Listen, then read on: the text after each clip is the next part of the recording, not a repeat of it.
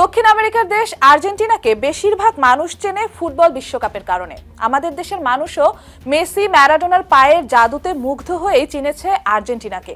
এই দেশটির অর্থনীতি সাম্প্রতিক সময়ে জটিল এক সমস্যায় ভুগছে।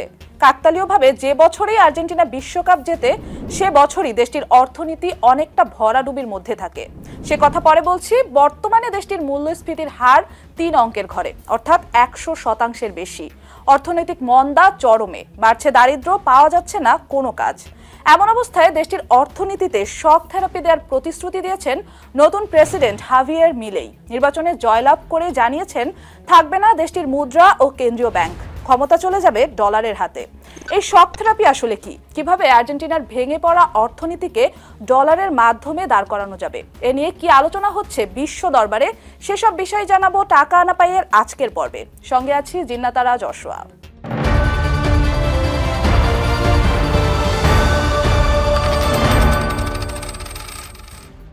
আর্জেন্টিনার অর্থনীতিকে দাঁড় করানোর এই প্রচেষ্টার কথা জানাবো। তার আগে একটু জানিয়ে দিব আর্জেন্টিনার অর্থনীতির দুরবস্থার কথা। চরম বিশৃঙ্খলার মধ্য দিয়ে যাচ্ছে আর্জেন্টাইন অর্থনীতির প্রায় প্রতিটি খাত। শুরুতেই বলেছিলাম আর্জেন্টিনার বিশ্বকাপ জয়ের সঙ্গে অর্থনৈতিক দুরবস্থার একটা সম্পর্ক আছে। ১৯৭৮ সালে যখন প্রথমবার আর্জেন্টিনা বিশ্বকাপ জিতে তখন দেশটির মূল্যস্ফীতি ছিল ১৭৬%। এরপর ১৯৮৬ সালেও একই ঘটনার পুনরাবৃত্তি, তবে সেবার মূল্যস্ফীতি কিছুটা কম ছিল ১১৬%। আর ২০২২ বিশ্বকাপ জেতার পর দেশটির মূল্যস্ফীতি বাড়তে বাড়তে পৌঁছেছে ১৪০%। আর্জেন্টিনার মোট জনগোষ্ঠীর প্রায় ৪০% এখন দারিদ্র্য সীমার নিচে বসবাস করছে।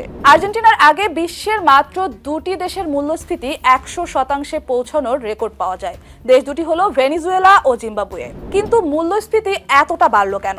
দেশটির নিজস্ব মুদ্রা পেসোর মান কমায় আর্জেন্টিনায় দিন দিন বাড়ছে মূল্যস্ফীতি। চলতি বছরের শুরুর দিকে ৫০০ পেসোয় গিয়ে থাকে প্রতি ডলারের মূল্যমান। শেষ পর্যন্ত এখন তা $৩৫৬ আশেপাশে। ঋণে ডুবে আছে দেশটি, বিদেশ থেকে নতুন ঋণ পাচ্ছে না। আন্তর্জাতিক মুদ্রা তহবিল IMF এর সবচেয়ে বড় ঋণ গ্রহীতা দেশ আর্জেন্টিনা। দেশটির সরকার অনেক পদক্ষেপই বাস্তবায়ন করতে পারেনি শুধুমাত্র IMF এর শর্ত পালন করতে গিয়ে। শুধু IMF নয়, চীনের কাছ থেকে ঋণ নেওয়ার দিক থেকেও এই মুহূর্তে আর্জেন্টিনার শীর্ষে।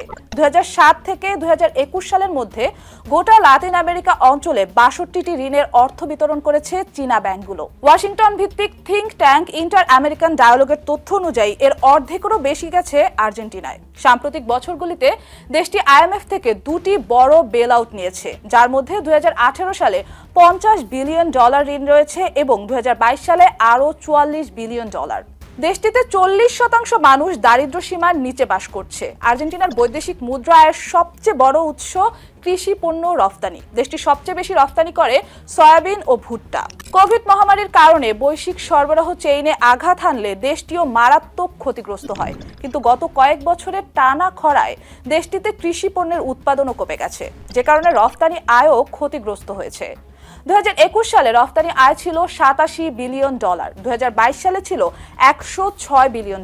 তবে ২০২৩ সালে এসে দেশটির আমদানি রফতানির পার্থক্য বেড়েছে। প্রতিকূল পরিবেশের কারণে যেমন দেশটির রফতানি কমেছে, তেমনি আমদানি বেড়েছে। যেমন যুক্তরাষ্ট্র আর্জেন্টিনার কাছে $১৯.৬৮ বিলিয়ন রফতানি করেছে, অন্যদিকে আর্জেন্টিনা রফতানি করেছে $৯.৭৫ বিলিয়ন। আমদানি রফতানির এই প্রভাবও পড়েছে দেশটির অর্থনীতিতে।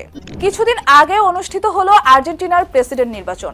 তার আগে এই টালমাটাল অর্থনীতির জেরে স্বাভাবিকভাবেই বিব্রত হন দেশটির সাবেক প্রেসিডেন্ট আলবের্তো ফের্নান্দেস।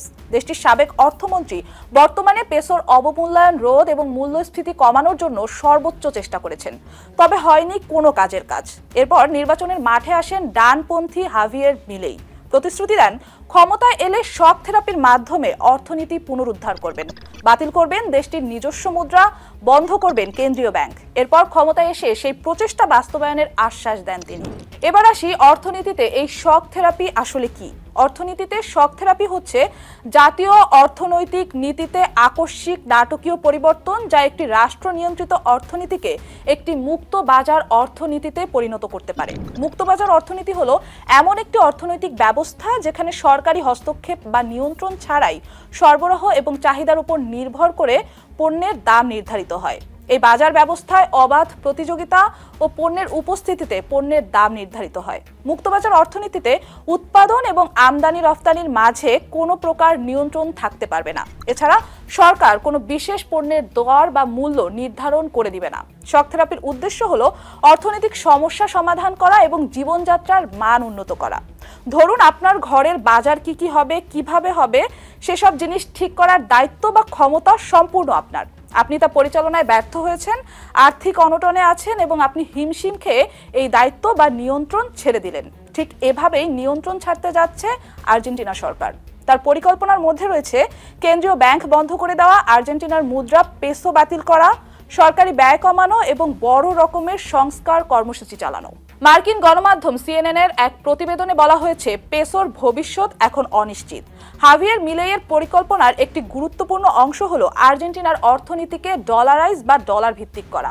এর মানে হলো আর্জেন্টিনা পেসো বাতিল করে দিয়ে মার্কিন ডলারকে দেশের অভ্যন্তরীণ লেনদেনের মুদ্রা হিসাবে ব্যবহার করবে। যদি সেটাই ঘটে তাহলে আর্জেন্টিনা এমন একটি পথে হাঁটবে যে পথে এত বড় একটি দেশ এর আগে কখনো হাঁটেনি। আর্জেন্টিনার নিজস্ব মুদ্রানীতির লাগাম কার্যত চলে যাবে ওয়াশিংটনের নীতি নির্ধারকদের হাতে। কিন্তু কেন ডলার? বিশ্বের বিভিন্ন দেশ যখন মার্কিন ডলারের রাজনীতির ইতি টানতে যাচ্ছে, সেখানে আর্জেন্টিনা হাঁটছে ডলারাইজেশনের পথে। তবে প্রশ্ন হচ্ছে, আর্জেন্টিনা কি প্রথম? না, এর আগে ইকুয়েডর এবং এল সালভাদোরের লক্ষ্য ছিল মূল্যস্ফীতি কমানো। মার্কিন ডলারের প্রবর্তন মূল্যস্ফীতির হার কমিয়ে আনে এবং তাদের অর্থনীতিকে স্থিতিশীল করে। উল্টো দিকে উভয় দেশকে আরো বেশি ঋণ নিতে হয়েছে। মিলেই আর্জেন্টিনার মুদ্রা হিসেবে ডলারকে বেছে নেওয়ার পক্ষে যে যুক্তি দিয়েছেন তা হলো ডলার পেসোর চেয়ে শক্তিশালী, আর চাইলেই ডলার ছাপানো যায় না, যেটা পেসোর ক্ষেত্রে করা যায়। অনেকেই আর্জেন্টিনার ক্ষেত্রে এটিকে ভুল পদক্ষেপ মনে করছেন। অর্থনীতিবিদরা বলছেন ডলারাইজেশনের জন্য আর্জেন্টিনার কাছে পর্যাপ্ত ডলার নেই। দ্বিতীয়ত, পরিকল্পনাটি দীর্ঘমেয়াদে টেকসই না। আইএমএফ এর ওয়েস্টার্ন হেমিস্ফিয়ার বিভাগের সাবেক পরিচালক আলেজান্দ্রো ওয়ার্নার বলেন, আর্জেন্টিনার ক্ষেত্রে এটা একটা ভুল ধারণা। আর্জেন্টিনার আকার, বৈচিত্র্য এবং অর্থনৈতিক দৃষ্টিকোণ থেকে ডলারিকরণ স্পষ্টতই একটি সর্বোত্তম বিনিময় হার ব্যবস্থা নয়। ওয়াল স্ট্রিট জার্নালের শিরোনাম বলছে, আর্জেন্টিনার জন্য ডলারাইজেশন বাস্তবে নয়, ইউটিউবে ভালো কাজ করবে। আবার অনেকেই মনে করছেন সঠিক পথে যাচ্ছে আর্জেন্টিনা। ব্লুমবার্গকে দেয়া এক সাক্ষাৎকারে মোবিয়াস ক্যাপিটাল পার্টনার্স এলএলপির প্রতিষ্ঠাতা মার্ক মোবিয়াস বলেন, ডলারে আর্জেন্টিনার সম্ভাব্য ফ্লিপ একটি অর্থনৈতিক আশীর্বাদ হবে এবং মুদ্রাস্ফীতির সাথে দেশের সমস্যার সমাধান করবে। সব আলোচনা সমালোচনা ছাপিয়ে এবার দেখার পালা আর্জেন্টিনার শক থেরাপি ডলারাইজেশনের মাধ্যমে তাদের ধসে পড়া অর্থনীতিকে কতটা পুনরুদ্ধার করতে পারে। টাকা আনা পাইয়ের পরবর্তী পর্বে ফিরে আসবো অর্থনীতির নতুন কোনো বিষয় নিয়ে। ততদিন পর্যন্ত ভালো থাকুন, সুস্থ থাকুন, সঙ্গে থাকুন সময়ের।